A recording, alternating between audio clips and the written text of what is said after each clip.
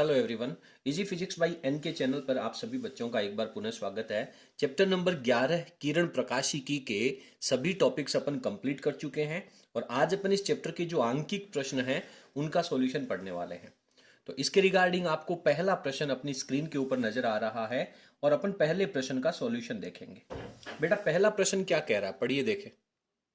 पहला प्रश्न अपने से कह रहा है कि एक 24 सेंटीमीटर फोकस दूरी वाले अवतल दर्पण के सामने 36 सेंटीमीटर दूर एक बिंब रखा गया है, उसका प्रतिबिंब है वो कितनी दूरी पर बनेगा।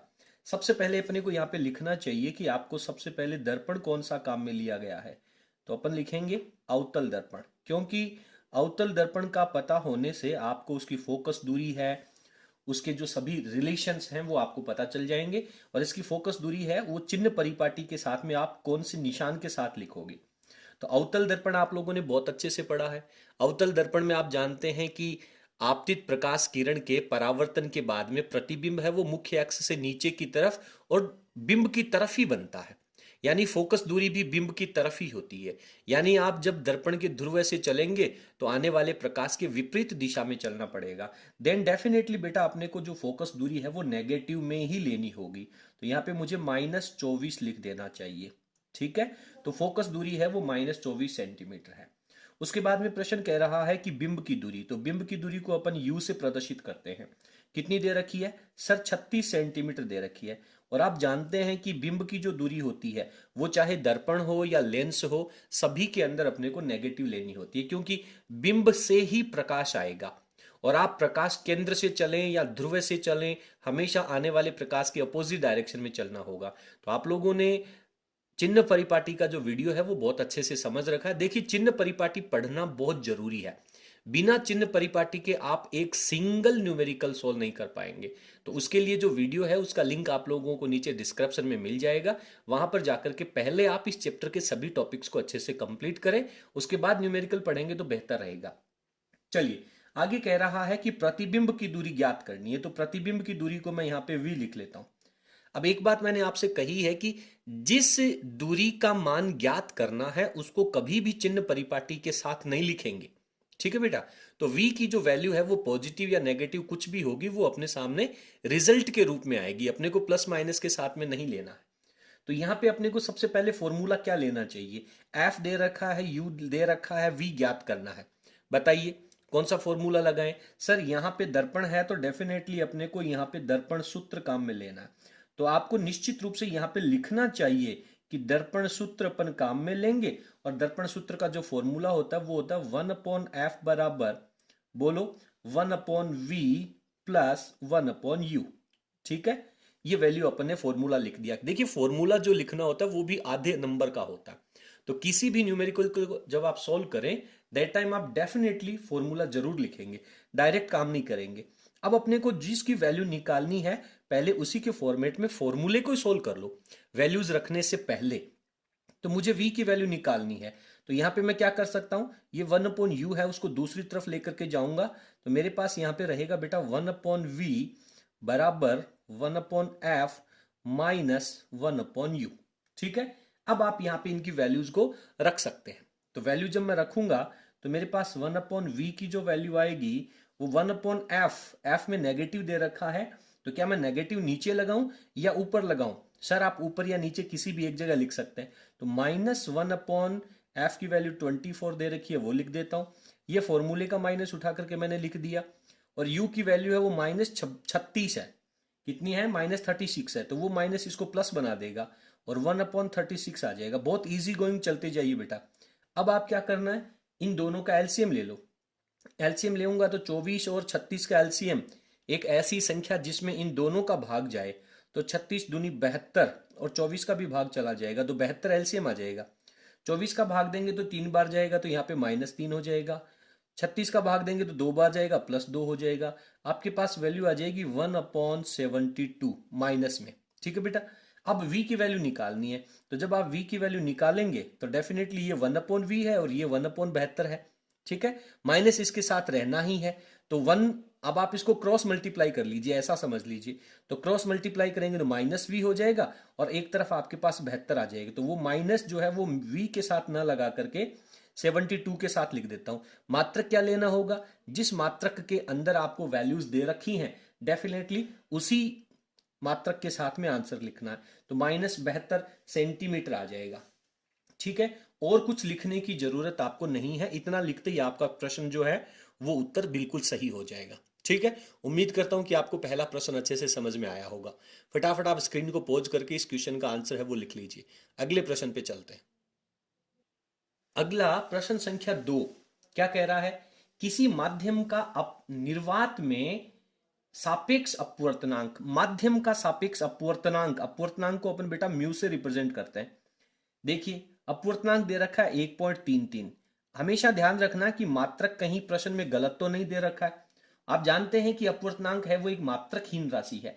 कई बार देखिए प्रश्न में ऐसा भी पूछ लेता है कि अपवर्तनांक का मात्रक लिखिए और बच्चे भूल जाते हैं। लेकिन जो इंटेलिजेंट स्टूडेंट होता है वो यदि इस न्यूमेरिकल को पढ़ेगा तो उसको थोड़ा सा आइडिया लग जाएगा कि यहाँ पे मात्रक नहीं दे रखा, इसका मतलब अपवर्तनांक है वो मात्रकहीन राशि है। कई बार, हमेशा तो ऐसा नहीं होता है, लेकिन कई बार 1 नंबर वाले प्रश्नों के जो उत्तर है वो आप लोगों को आगे के प्रश्नों के अंदर ही मिल जाते हैं। इसलिए जिस प्रश्न का उत्तर आपको नहीं आ रहा है उसका जो निर्धारित जगह है, आपको लगता है कि इतनी जगह में इस प्रश्न का उत्तर आ जाएगा, वो आप छोड़ दें, आगे से आगे प्रश्नों को सॉल्व करते जाएं। ऐसा नहीं है कि पहला प्रश्न या दूसरा प्रश्न आपको नहीं आ रहा है तो आप उसका उत्तर है वो आगे के प्रश्नों में खोजने लग जाएं। उसकी जगह छोड़ दें, आगे से आगे बढ़ते जाएं। कहीं पर आपको ऐसा लगता है कि ये उस प्रश्न का उत्तर हो सकता है तो आपको कहीं पर, इंटेलिजेंट स्टूडेंट ऐसा आंसर है वो निकाल लेते हैं। तो यहाँ पे इसका जो मात्रक है वो 1.33 है। ठीक है, प्रश्न कह रहा है कि निर्वात में प्रकाश का वेग, निर्वात में प्रकाश के वेग को अपन c से लिखते हैं बेटा, कितना होता है 3 × 10⁸ मात्रक होता है मीटर प्रति सेकेंड। ओके, सवाल कह रहा है माध्यम में प्रकाश का वेग क्या होगा, तो माध्यम में प्रकाश के वेग को अपन v से रिप्रेजेंट कर देते हैं। अब बेटा इस प्रश्न का जो सॉल्यूशन है यानी v की जो वैल्यू है वो आप दो तरह के लॉजिक लगा करके निकाल सकते हैं। पहला लॉजिक तो डायरेक्ट आपने अपवर्तनांक की परिभाषा पढ़ी होगी। क्या कहती है अपवर्तनांक की परिभाषा? सर अपवर्तनांक की परिभाषा कहती है कि निर्वात में प्रकाश का वेग और माध्यम में प्रकाश का वेग, इन दोनों का जो अनुपात होता है उसे उस माध्यम का अपवर्तनांक कहते हैं। तो इस फॉर्मूले के द्वारा आप इस प्रश्न को सोल्व कर सकते हैं। दूसरा तरीका आप ऐसे सोल्व कर सकते हैं कि निर्वात में प्रकाश का वेग सबसे ज्यादा होता है। ठीक है, उसके बाद किसी भी माध्यम में यदि प्रकाश की किरण जाएगी तो डेफिनेटली उसका वेग है वो कम हो जाएगा। और किसके द्वारा कम होगा? जिस माध्यम का अपवर्तनांक सबसे ज्यादा होगा उसमें प्रकाश का वेग सबसे कम होगा। यानी कि निर्वात के वेग में यदि आप अपवर्तनांक का भाग लगा दें तो डेफिनेटली उस माध्यम में प्रकाश का वेग आ जाता है। तो ये सिंपल सा लॉजिक लगा करके भी आप इस फॉर्मूले तक पहुंच सकते हैं। यहां पे मुझे वैल्यू v की चाहिए तो पहले मैं इस फॉर्मूले को थोड़ा सा इजी कर लेता हूं। क्या करना चाहिए? कुछ बच्चे बहुत अच्छे से जानते हैं कि सर v को यहाँ पे v यहाँ पे डिवाइड में है, दूसरी तरफ जाएगा तो मल्टीप्लाई में, v की वैल्यू निकालनी है, म्यू v के गुणा में आ जाएगा, दूसरी तरफ आएगा तो डिवाइड में आ जाएगा। देन v बराबर सर फॉर्मूला हो जाएगा c/μ। c की वैल्यू आपको दे रखी है 3 × 10⁸, म्यू की वैल्यू दे रखी है सर 1.33। अब 3 में 1.33 का भाग लगा दो, लगाओ बेटा कितनी बार जाएगा? लगभग इसकी वैल्यू आएगी 2 बार जाएगा, 2 से ज्यादा तो जा ही नहीं सकता। फिर पॉइंट लग जाएगा, उसके बाद अगेन आपके पास वैल्यू आ जाएगी 2, फिर रहेगा 5, 10 की पावर लग जाएगा 8। देखिए कैलकुलेशन जो है वो मेरी थोड़ी सी फास्ट है क्योंकि मेरी मैथमेटिक्स हमेशा से अच्छी रही है। दूसरा, मुझे यहाँ पे फिजिक्स पढ़ाते हुए कम से कम 11-12 साल हो गए, तो मुझे हर प्रश्न का जो उत्तर है वो लगभग पता है। इसलिए आप लोग इस बात का जो कैलकुलेशन है वो आप लोगों को रफ में सॉल्व करनी चाहिए।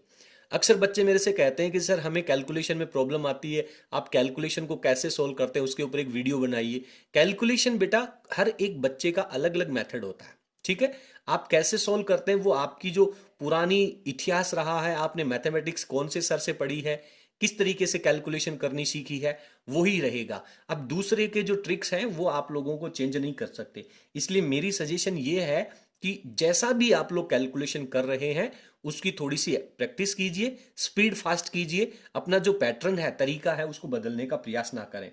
तो यहाँ पे मेरे पास अगले प्रश्न में जाने से पहले एक बार मुझे चेक करना होगा कि मैंने लास्ट में निकाला क्या है। मैंने वेग निकाला है, तो डेफिनेटली मुझे यहाँ पे वेग का जो मात्रक है वो भी मीटर प्रति सेकंड में यहाँ पे लिखना चाहिए। कभी भी अगले प्रश्न में जाने से पहले आपको कुछ क्षण रुक करके उस प्रश्न का जो मात्रक है उसको एक बार जरूर चेक कर लेना चाहिए। तो उम्मीद करता हूं कि दूसरा प्रश्न है वो भी आप लोगों को बहुत अच्छे से समझ में आ गया होगा। ओके, चलिए आगे चलते हैं।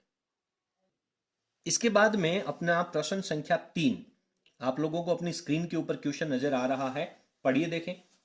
किसी 20 सेंटीमीटर फोकस दूरी वाले कांच के उत्तल लेंस, तो आप लोगों को सबसे पहले यहां पे लिख लेना चाहिए कि यहां पे आपने क्या ले रखा है, उत्तल लेंस ले रखा है। ये बात बहुत महत्वपूर्ण हो जाती है, उत्तल लेंस रख दिया। फिर प्रश्न को दोबारा शुरू करें। 20 सेंटीमीटर फोकस दूरी दे रखी है, तो फोकस दूरी जब अपन लिखेंगे तो आपने जब चिन्ह परिपाटी पढ़ी है आपको पता होगा कि उत्तल लेंस की फोकस दूरी होती है वो तो पॉजिटिव होती है, और सेंटीमीटर में रख लें, इनको कभी भी मीटर में चेंज करने की जरूरत नहीं है। ठीक है। उत्तल लेंस के पृष्ठ की वक्रता त्रिज्याएं, तो वक्रता त्रिज्याएं जो होंगी वो एक R1 रहेगी और दूसरी R2 रहेगी। अभी अपन चर्चा करेंगे कि R1 और R2 है, उसमें से पॉजिटिव कौन होगी और नेगेटिव कौन होगी। हालांकि मैंने पिछले वीडियो में जहां पे आप लोगों ने लेंस की बनावट या फिर लेंस मेकर सूत्र जहां पे आपने पढ़ा था वहां पे मैंने बहुत अच्छे से चर्चा करी है, लेकिन अभी मैं आप लोगों को रफ में दोबारा एक्सप्लेन कर दूंगा। तो इनकी जो वक्रता त्रिज्याएं हैं वो दे रखी है 18 सेंटीमीटर। अभी अपन चिन्ह परिपाटी यूज नहीं करेंगे, चिन्ह परिपाटी पहले समझेंगे और उसके बाद में अपन चिन्ह परिपाटी को फॉलो करेंगे। पहले थोड़ा सा समझ लेते हैं कि यहाँ पे चिन्ह किस प्रकार से लिखना होगा। देखिए बेटा, ये मेरे पास एक रफ पेपर है, आप लोग बहुत अच्छे से समझ लीजिए कि उत्तल लेंस और अवतल लेंस में जो वक्रता त्रिज्याएं होती हैं उसमें से R1 और R2 में से कौन पॉजिटिव और कौन नेगेटिव होगा। सबसे पहले अपन इस प्रश्न की बात कर लेते हैं। तो ये आपके पास एक कोई उत्तल लेंस है, ठीक है, ओके सर, ये इसका मुख्य अक्ष है, यहां पे आपने कोई बिंब रखा है, ठीक है सर। ये बिंब से आने वाला प्रकाश सबसे पहले कौन से पृष्ठ से टकराएगा? सर ये वाला जो पृष्ठ है इस वाला पृष्ठ से टकराएगा। ये वाला पृष्ठ है वो किसी ना किसी गोले का तो हिस्सा है सर, डेफिनेटली ये किसी ना किसी गोले का हिस्सा है, और जिस गोले का हिस्सा है डेफिनेटली उसका कोई वक्रता केंद्र भी होगा, तो इसको अपन सी कह देते हैं। तो ये जिस पृष्ठ से पहले प्रकाश की किरण टकराएगी उसे अपन पहला पृष्ठ कहते हैं, ठीक है।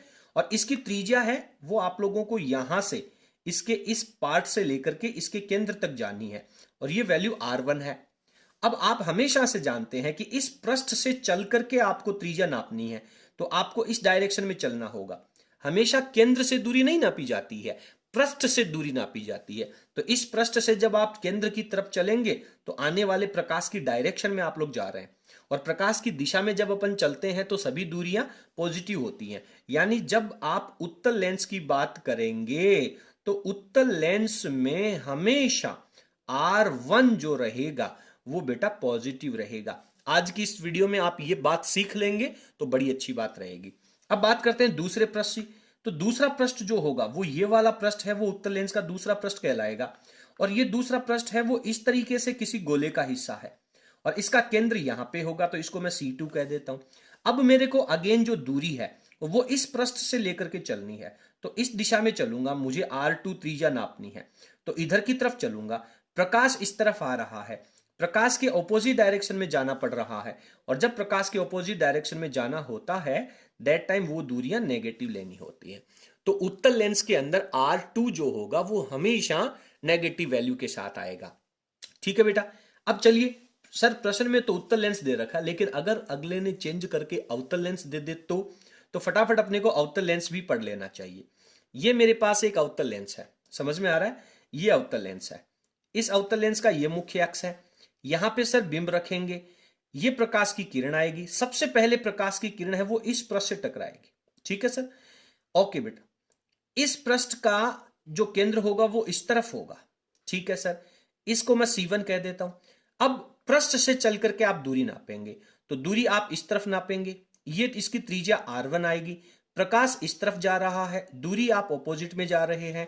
तो जब कभी भी आप अवतल लेंस की बात करेंगे तो अवतल लेंस में R1 जो होगा वो प्रकाश के विपरीत दिशा में चलना होगा, इसलिए R1 क्या रहेगा, नेगेटिव रहेगा। क्लियर है बेटा। अब इसके बाद में प्रकाश यहां जाएगा, ये दूसरा पृष्ठ हो जाएगा। जब दूसरा पृष्ठ होगा तो दूसरा पृष्ठ है वो कुछ इस तरीके से है, इसका केंद्र यहां पे है C2, त्रिज्या आप लोगों को इसके पृष्ठ से केंद्र की तरफ चलना है, ये दूरी R2, प्रकाश भी इस तरफ से आ रहा है, दूरी भी आप इस तरफ से ले रहे हो, तो मुझे पता है कि आप लोगों को पता चल गया कि सर इसमें R2 है वो अपन पॉजिटिव लेंगे। ठीक है बेटा, उम्मीद करता हूं कि ये जो फंडामेंटल है वो आपको क्लियर हो गया। आज के बाद जब कभी भी आप ऐसे न्यूमेरिकल को पढ़ेंगे तो आपको ज्यादा सोच विचार करने की जरूरत नहीं रहेगी, रटना नहीं है। ये कभी रटने का प्रयास ना करें कि सर उत्तल लेंस में R1 पॉजिटिव R2 नेगेटिव, क्योंकि रटी हुई चीज है वो थोड़े समय के लिए स्टेबल होती है। अगर आपने अच्छे से समझ लिया तो ये न्यूमेरिकल आपको जिंदगी भर काम आएगा। ओके, तो यहां पे आपको पता चल गया कि सर R1 जो रहेगी वो यहां पे कैसी रहेगी सर, पॉजिटिव रहेगी उत्तल लेंस के लिए, और R2 क्या रहेगी, नेगेटिव रहेगी। तो मैंने चिन्ह भी लगा दिया। आगे चलते हैं, लेंस के कांच का अपवर्तनांक ज्ञात करना है। अपवर्तनांक को अपन म्यू से रिप्रेजेंट करते हैं, इसके आगे अपन क्वेश्चन मार्क लगा देंगे। ठीक है, चलिए कौन सा फॉर्मूला यूज करें, इन सभी दी गई चीजों को अच्छे से पढ़िए और विचार कीजिए कि फॉर्मूला कौन सा लगना चाहिए। उत्तल लेंस है, फोकस दूरी है, वक्रता त्रिज्याएं हैं, अपवर्तनांक है, सर डेफिनेटली लेंस मेकर सूत्र काम में लेना चाहिए अपने को।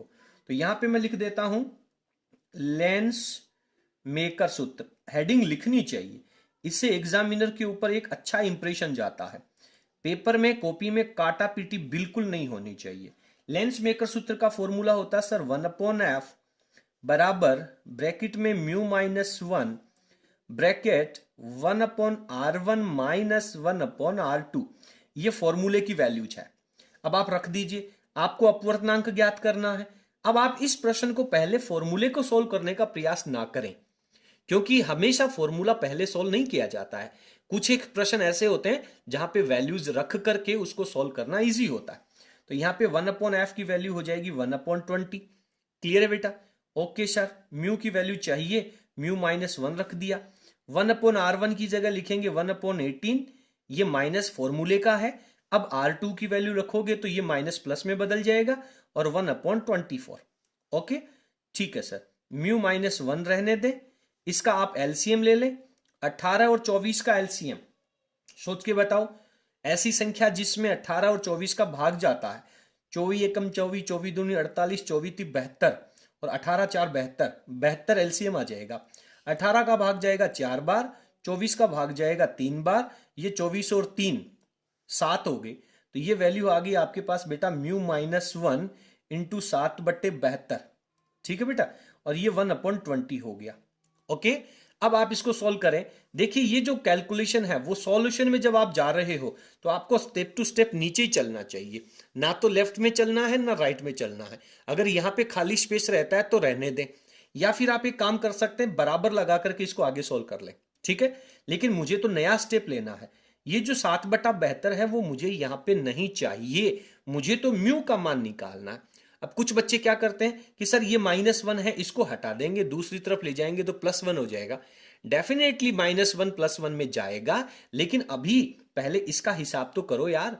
ये तो अकेला बैठा है ना 7/72, ये इस पूरी संख्या के गुणनफल में है। तो जब दूसरी तरफ जाएगा तो डिवाइड में, और डिवाइड से जब आप गुणा में लेकर के आएंगे तो उलट जाएगा। तो ये आपके पास वैल्यू इधर क्या रह जाएगा, म्यू -1। तो यहां पे मुझे लिखना चाहिए mu -1 this is equals to 1/20 into 72 चला गया ऊपर और 7 रह गया नीचे। मल्टीप्लाई कर लो सर, 72 हो गया और 7 दूनी 14, 140 हो गया। ओके चलिए आगे ले चलते हैं थोड़ा सा। मैं इस तरफ लिख लेता हूं, लेकिन आप लोगों को इस तरफ नहीं लिखना है। आप लोगों को डेफिनेटली ये जो सॉल्यूशन है वो नीचे ही लिखना है। मेरे पास खाली स्पेस है, मैं यहां लिख लेता हूं। ओके, क्योंकि मेरा मकसद मार्क्स प्राप्त करना नहीं है, आप लोगों को समझाना है। तो म्यू -1 की वैल्यू आ गई बेटा 72/140। अब आप जानते हैं कि ये माइनस का 1 अब दूसरी तरफ चला जाएगा, तो किस में हो जाएगा, प्लस में हो जाएगा। तो आप +1 लिख करके एक स्टेप ज्यादा बढ़ाएं, उससे बढ़िया है कि आप अपनी कैलकुलेशन कर लें। सर कैलकुलेशन करेंगे तो बट्टा में तो 140 रहेगा, ये हमारे पास सर 72 हो जाएगा, प्लस में ये 1 जाएगा, एलसीएम लेंगे तो 140 यहां रहेगा। सर हमारे पास वैल्यू हो जाएगी कितनी, कितनी वैल्यू हो जाएगी, सोच के देखिए, सोच के देखिए कितनी वैल्यू हो जाएगी। सर जोड़ दो, 2 हो गया, 7 और 4 11 हो गया, ये 212 अपॉन 140, ये म्यू की वैल्यू। 212 में जब आप 140 से डिवाइड करेंगे तो इसका भाग जाएगा 1 बार, पॉइंट, उसके बाद जाएगा 5 बार, ओके, उसके बाद 140 से ज्यादा यानी 1 बार, ओके, लगभग इतनी वैल्यू आएगी। तो अपवर्तनांक का जो आंसर है वो इतना सफिशिएंट है। मात्रक अपवर्तनांक का मात्रकहीन राशि होती है, अपवर्तनांक नहीं लगेगा, इसलिए अपन इसको यहीं तक सॉल्व कर लेंगे। ओके, उम्मीद करता हूं कि यह प्रश्न आप लोगों को बहुत अच्छे से क्लियर हो गया होगा। स्क्रीन को पॉज करके इस प्रश्न का उत्तर लिखें। अगले प्रश्न में चलते हैं। इसके बाद में अगला जो प्रश्न है वो अपना प्रश्न संख्या 4। पढ़िए बेटा क्या कह रहा है। प्रश्न संख्या 4 आपको अपनी स्क्रीन पे नजर आ रहा है कि सर एक प्रकाश की किरण किसी कांच के गुटके पर 50 डिग्री कोण पर आपतित होती है। 50 डिग्री कोण पर कांच के गुटके पर, तो डेफिनेटली प्रकाश का अपवर्तन ही होना है। तो यहां पे आपतन कोण दे रखा है, तो यहां पे अपने को angle I is equals to लिख लेना चाहिए। कितने डिग्री? 50 डिग्री। फिर कह रहा है कि यदि अपवर्तन कोण, तो अपवर्तन कोण को अपन आर से रिप्रेजेंट करेंगे। कितने डिग्री दे रखा है बेटा? 30 डिग्री दे रखा है। सवाल कह रहा है कि कांच का अपवर्तनांक ज्ञात कीजिए, तो म्यू की वैल्यू मुझे फाइंड आउट करनी है। प्रकाश के अपवर्तन की बात कर रहा है, आपतन और अपवर्तन कोण दे रखा है, अपवर्तनांक ज्ञात करना है। बहुत सिंपल सा प्रश्न है यार ये तो, इसमें तो कोई विशेष बात ही नहीं है। तो इनके बीच में क्या रिलेशन होता है? सर स्नेल का नियम लगा दीजिए। ठीक है बेटा, तो यहां पे आपको हेडिंग लिखनी चाहिए स्नेल नियम से, और अब इसके बाद में आपको स्नेल का नियम लिखना चाहिए। स्नेल का नियम होता है mu is equals to sine I upon sine R. Okay, अब आपके दिमाग में एक प्रश्न चल रहा है और मुझे पता है कि आपके दिमाग में क्या प्रश्न चल रहा है, और यदि जिन बच्चों के दिमाग में यह प्रश्न चल रहा है वो बड़ी अच्छी बात है, और जिनके दिमाग में प्रश्न नहीं चल रहा है उनके दिमाग में यह प्रश्न चलना चाहिए। अपॉन साइन आर, आर का मतलब सर 30 डिग्री। प्रश्न यह है कि सर साइन 50 का मान कैसे निकालेंगे? हमने तो सर साइन 0 का, 30 का, 45, 60, 90 और उसके आगे भी पढ़ लिया, लेकिन 50 का मान कैसे निकालें? तो बेटा ऐसे जो प्रश्न होते हैं उनकी जो वैल्यूज है, जो आइडियल वैल्यूज है, जैसे 30 डिग्री, 45, 60, 90, उनके अलावा यदि दूसरी किसी डिग्री की वैल्यू चाहिए तो उसके लिए आपको या तो लघुगणक की या फिर जो ट्रिग्नोमेट्री है उसकी टेबल की जरूरत होती है, और टेबल आप लोगों को बोर्ड एग्जाम में प्रोवाइड नहीं करवाई जाती है। तो ऐसा प्रश्न पहली बात आपके पेपर में नहीं आएगा, और यदि ऐसा प्रश्न पेपर में आता है तो डेफिनेटली क्वेश्चन के नीचे आपको साइन 50 डिग्री की वैल्यू दी हुई रहेगी। ठीक है, यदि साइन 50 डिग्री की वैल्यू आपको नहीं दे रखी है तो आपकी जिम्मेदारी नहीं है कि आप उसकी वैल्यू याद रखें। क्लियर है? इन दैट सिचुएशन आप केवल इतना ही इस प्रश्न को सॉल्व करके छोड़ दें, आपको 100% पूरे मार्क्स मिलेंगे। लेकिन यदि पेपर में साइन 50 डिग्री की वैल्यू मान लीजिए दे रखी है, जैसा कि मुझे पता है कि साइन 50 डिग्री की जो वैल्यू होती है वो होती है 0.766, और बटा में मुझे वैल्यू दे रखी है साइन 30 की। साइन 30 का मान तो बेटा होता है 1/2, और 1/2 को यदि मैं दशमलव में लिखूं तो 0.5, और अब जब मैं इसमें इसका भाग लगाऊंगा तो यहां पे इसकी जो वैल्यू हो जाएगी, पॉइंट से पॉइंट कैंसिल आउट हो जाएगा, साथ में 5 का भाग एक बार चला जाएगा, अगेन यहां पे पॉइंट हो जाएगा, उसके बाद भाग जाएगा 5, 3, 2, ये इसका आंसर हो जाएगा। तो ये आपके पास अपवर्तनांक की वैल्यू आ जाती है। ठीक है, उम्मीद करता हूं कि ये प्रश्न भी आप लोगों को बहुत अच्छे से समझ में आया होगा। यदि आपको सभी प्रश्न अच्छे से समझ में आए हों और यदि आपको हमारा वीडियो पसंद हो तो प्लीज वीडियो को लाइक जरूर करें, और सभी प्रश्नों को अच्छे से सीखने के लिए वीडियो के एंड तक हमारे साथ बने रहिए। आप सभी से मेरा अनुरोध है, प्लीज चैनल को सब्सक्राइब करें और इसे अपने सभी मित्रों तक शेयर अवश्य करें। चलिए स्क्रीन को पॉज करके इस प्रश्न का उत्तर लिख लीजिए, अगले प्रश्न में चलते हैं। अगला प्रश्न संख्या 5, देखिए क्या कह रहा है। प्रश्न संख्या 5 आपको अपनी स्क्रीन पे नजर आ रहा है। प्रश्न कह रहा है कि एक बिंब है, वो 0.10 मीटर फोकस दूरी वाले उत्तल लेंस, तो डेफिनेटली अपने को यहां पर लिखना चाहिए कौन सा लेंस दे रखा है सर? सर उत्तल लेंस दे रखा है। ओके बेटा, उत्तल लेंस, फोकस दूरी लिखेंगे सर पॉजिटिव आएगी। कितनी आएगी? 0.10 मीटर। संख्याएं हमेशा देख करके सावधानी पूर्वक लिखनी चाहिए। इस उत्तल लेंस से 0.06 मीटर की दूरी पर स्थित है कौन? बिंब। बिंब की दूरी को u से लिखेंगे।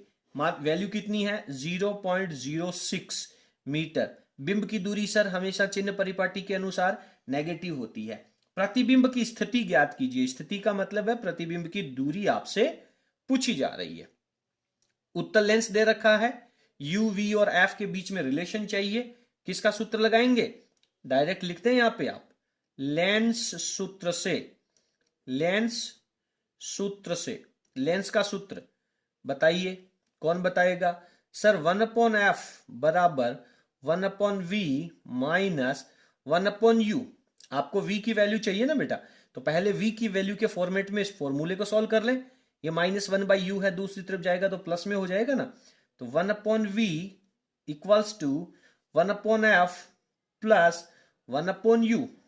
ओके सर, 1/v की वैल्यू चाहिए, 1/f की वैल्यू में 1/0.10 आ गया, +1 लिखा है यहां पे, लेकिन u की वैल्यू माइनस में दे रखी है, तो ये प्लस किस में बदल जाएगा? माइनस में।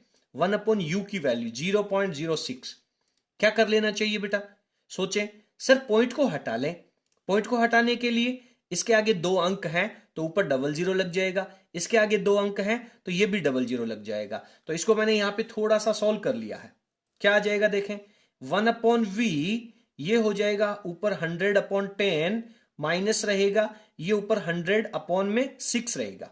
ठीक है बेटा, 0 से 0 काट दिया मैंने, तो बटा में 1 है और यहां पे 6, दोनों का एलसीएम लो। 1 और 6 का एलसीएम सर 6 आएगा। 1 से डिवाइड करोगे 6 बार, 6 को 10 से गुणा करोगे 60, माइनस 6 से 6 का भाग एक बार, 100 से मल्टीप्लाई करोगे तो 100, तो 60 माइनस 100, 60 माइनस 100 तो माइनस का 40 रह जाएगा। ये -40 अपॉन में क्या रहेगा बेटा? 6 रहेगा। चलिए, -40/6 आ गया। किसकी वैल्यू आई? 1/v की। ठीक है, इसको भी उलट दो अंश को हर में, इसको भी उलट दो अंश को हर में, तो v बराबर क्या रह जाएगा? सर -6/40 रह जाएगा। छोटा करेंगे इसको? बिल्कुल सर, किससे काटें? 2 से, तो सर -3/20 रह जाएगा। बहुत बढ़िया बेटा, -3/20 भाग लगा दो, माइनस तो रहेगा ही सही, और 3 में जाएगा तो 0.15। मात्रा किस में दे रखा है? मीटर में, तो डेफिनेटली आपके पास इस प्रश्न का उत्तर भी मीटर में आ जाएगा। ठीक है, ये यहां पे मैंने 40 लिखा है, थोड़ी सी ओवरराइटिंग हुई है। अच्छे से समझ करके इस प्रश्न को क्लियर कर लें। उम्मीद करता हूं कि 5वां प्रश्न आपको अच्छे से समझ में आ गया होगा। चलिए आगे चलते हैं। इसके बाद में अगला प्रश्न संख्या 6 क्या कह रहा, पढ़िए देखें। छठा प्रश्न अपने से कह रहा है कि क्राउन कांच से बने 6 डिग्री अपवर्तक कोण।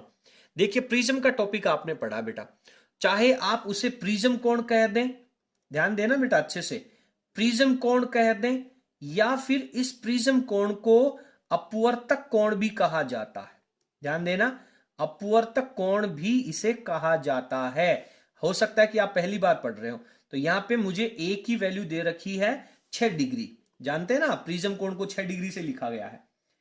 प्रिज्म के पदार्थ का लाल रंग और बैंगनी रंग की किरणों के लिए अपवर्तनांक, लाल रंग के लिए अपवर्तनांक को μr से रिप्रेजेंट करेंगे 1.514।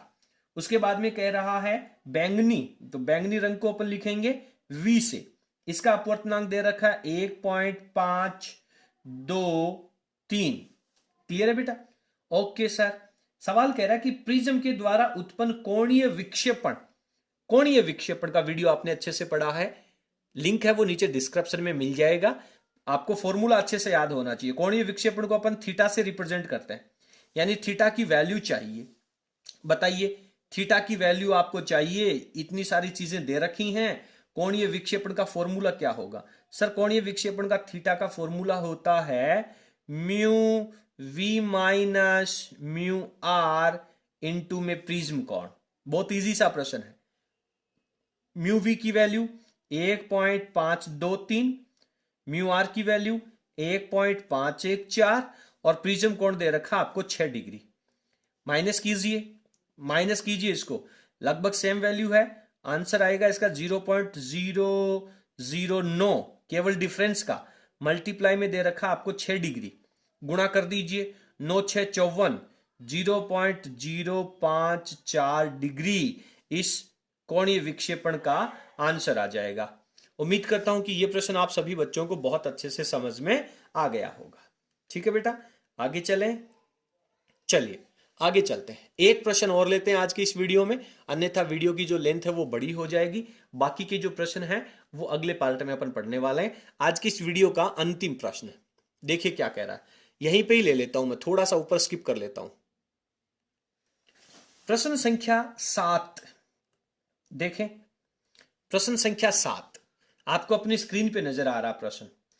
+5 डायोप्टर और -7 डायोप्टर दो पतले लेंसों को परस्पर संपर्क में रखकर बनाए गए संयुक्त लेंस की क्षमता ज्ञात कीजिए। दो पतले लेंसों का संयोजन आपने पढ़ा है, उसका लिंक है वो नीचे डिस्क्रिप्शन में दे रखा, पहले उस वीडियो को अच्छे से क्लियर कर लें। पतले लेंसों का जब संयोजन किया जाता है तो वहां पे अपन ने 3 तरह की फॉर्मूले पढ़े हैं, 3 तरह के रिजल्ट पढ़े हैं। एक परिणामी फोकस दूरी, दूसरा परिणामी लेंस क्षमता, तीसरा परिणामी आवर्धन क्षमता। तो यहां पे प्रश्न पूछ रहा है कि संयुक्त लेंस की क्षमता कितनी होगी। तो यहां पे P1 की वैल्यू आपको दे रखी है +5 डायोप्टर, P2 की वैल्यू दे रखी है -7 डायोप्टर, और आपसे वैल्यू पूछी गई है तुल्य परिणामी लेंस क्षमता। आप बहुत अच्छे से जानते हैं कि सर परिणामी लेंस क्षमता का जो फॉर्मूला होता है पतले लेंसों के संयोजन में, वो डायरेक्ट P1 + P2 + समथिंग आगे कंटिन्यू लिख सकते हैं। तो परिणामी लेंस क्षमता कितनी हो जाएगी सर, यहां पे +5 लिखेंगे, यहां पे -7 लिखेंगे, रिजल्ट में -2 बचेगा, मात्रक लिखना आवश्यक है, -2 डायोप्टर हो जाएगा। प्रश्न कह रहा है आगे, देखिए पूरे प्रश्न का पूरा पार्ट पढ़ना आवश्यक है। संयुक्त लेंस अभिसारी होगा या अपसारी? अभिसारी का मतलब होता है उत्तल लेंस, अपसारी का मतलब होता है अवतल लेंस। तो आप मुझे बताएं कि इसकी जो लेंस क्षमता आ रही है वो पॉजिटिव है कि नेगेटिव है? सर नेगेटिव है। आपने बहुत अच्छे से पढ़ा है कि नेगेटिव लेंस क्षमता हमेशा अवतल लेंस की होगी। तो आपको नीचे लिखना चाहिए, क्योंकि संयोजन की पूरा जो संयोजन यहां पे किया गया है, क्योंकि संयोजन की क्षमता क्या है, ऋणात्मक है। क्या है, ऋणात्मक है। और ऋणात्मक जो क्षमता होती है, इसलिए लेंस कैसा होगा, संयोजन का जो परिणामी लेंस होगा वो आपका अपसारी लेंस रहेगा। आप इसे अपसारी लेंस कह सकते हैं और ब्रैकेट में आप इसे अवतल लेंस भी कह सकते हैं। और यदि आपको यह बात समझ में नहीं आ रही है कि अवतल लेंस का नाम ही अपसारी होता है, तो आप डायरेक्ट लिख सकते हैं कि लेंस अवतल होगा। क्लियर है बेटा? अब आप कहेंगे कि सर पेपर में तो अपसारी और अभिसारी में से पूछा है, एग्जैक्टली पूछा है, लेकिन यदि आपको कंफ्यूजन है तो आप उन दोनों में से तुक्का लगाने से बेटर यह है कि आप इसमें लिखें कि यह अवतल लेंस होगा। ठीक है, तो उम्मीद करता हूं कि सातों जो न्यूमेरिकल्स हैं वो आपको अच्छे से समझ में आ गए होंगे। बाकी के बचे हुए जो न्यूमेरिकल हैं वो अपन अगले वीडियो में पढ़ेंगे।